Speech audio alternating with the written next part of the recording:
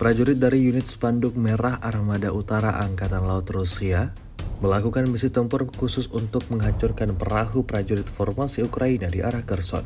Rekamannya ramai beredar di media sosial Telegram pada Selasa 27 Agustus 2024. Angkatan bersenjata Rusia selalu punya cara dalam merugikan kelompok musuhnya.